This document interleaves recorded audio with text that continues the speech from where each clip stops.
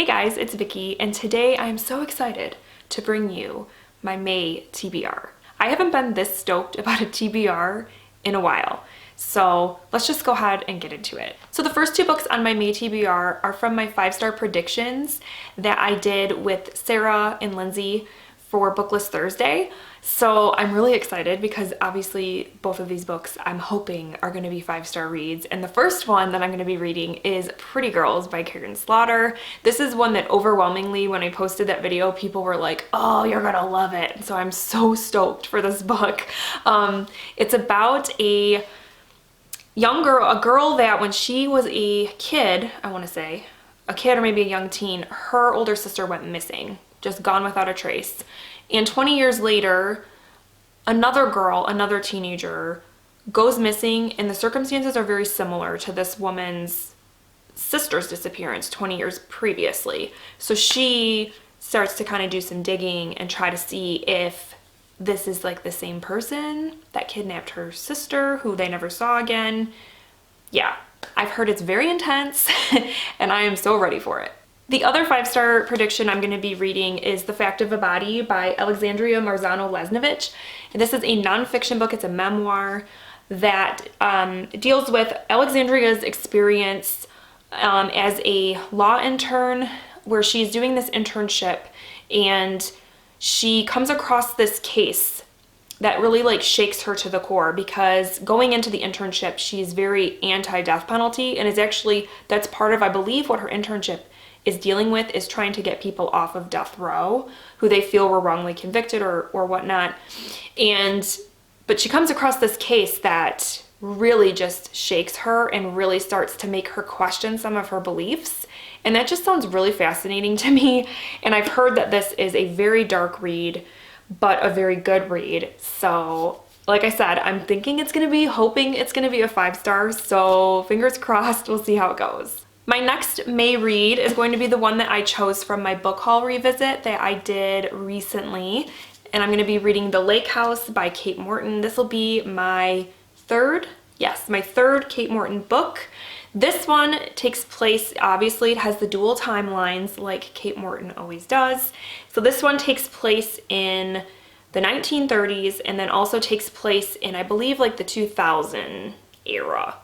Somewhere around there. So the 1933 storyline is that there's this family and they live in this beautiful lake house estate. They're having a summer party and their 11-month-old baby boy goes missing. And after months of searching, they never find him. So the family packs up and moves to London, and they kind of leave the estate, this beautiful estate that they loved. They pack up and leave with their 16-year-old daughter.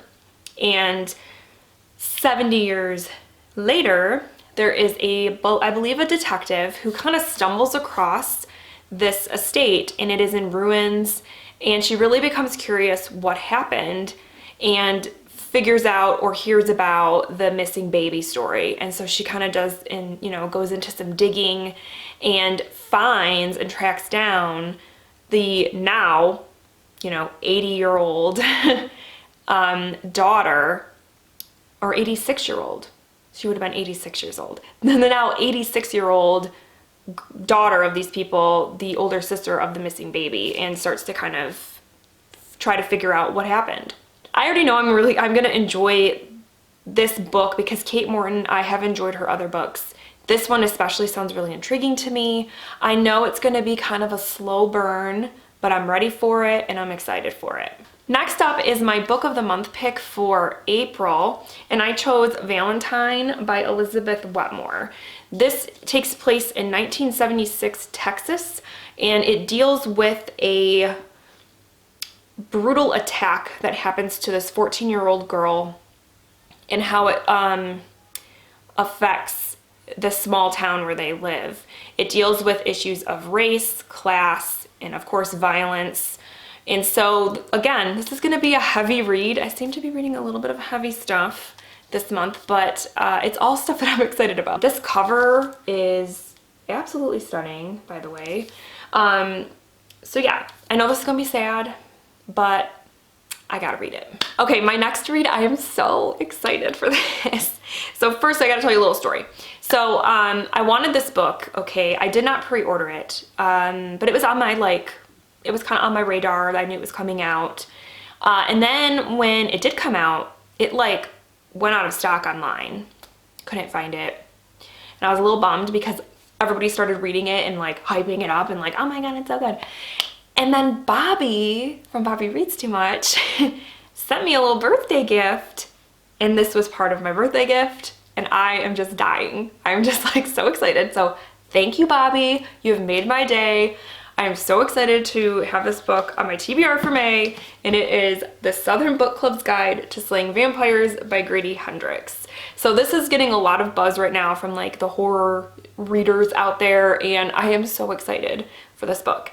It deals with, I believe it takes place in one of the Carolinas, which Carolina, North, South? Anyway, it's either North or South Carolina.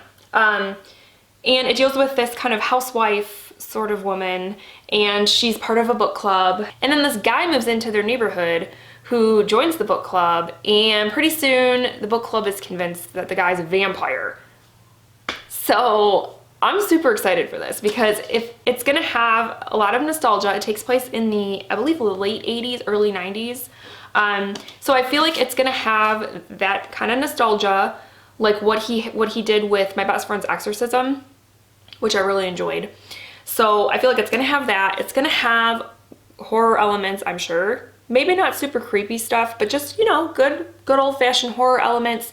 Then it's also gonna have some funny stuff, I feel like. Yeah, I'm so excited for this, and I was so pleased to see, look at how green this book is. It's so pretty. It's so pretty. I'm just so excited that I got this. This made my day.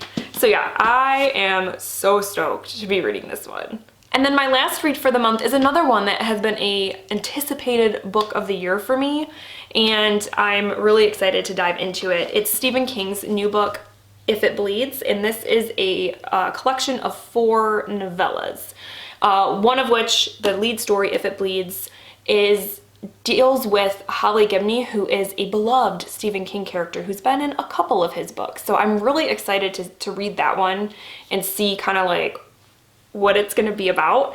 The other 3 I don't really know anything about, but I mean, whatever. I'm gonna read them. So this one I probably, because of the stack I kind of already have, I might not complete this one in May, but I'm definitely gonna start it and hopefully get at least 2 of the 4 novellas read. All right, guys, so those are my reading plans for May. I'm so excited to read these books this month. I just, 2 of them were books that I was highly anticipating. 2 of them are 5-star predictions. I just feel like it's gonna be a really good month. I have a really good feeling about this TBR. So please let me know down below what you're planning to read for May. Are any of your kind of spring releases starting to come out that you're getting excited about? Are you putting any of those on your TBR? I'd love to hear about, books that are starting to come out for the season that people are looking forward to reading, because like I said, 2 of mine have come out and I have them in my hands and I'm so excited. So yeah, I want to hear what everybody's reading. But other than that, I hope you guys are having a wonderful week. I hope that May treats you well. I hope that you guys are all doing well, that you are staying healthy, that you are staying sane, that if you are still experiencing stay-at-home orders, that you're able to still at least get outside and enjoy the sunshine or whatever, or at least enjoy some good books. So yeah, I hope that you guys are doing well, and I will talk with you soon. Thank you so much for watching.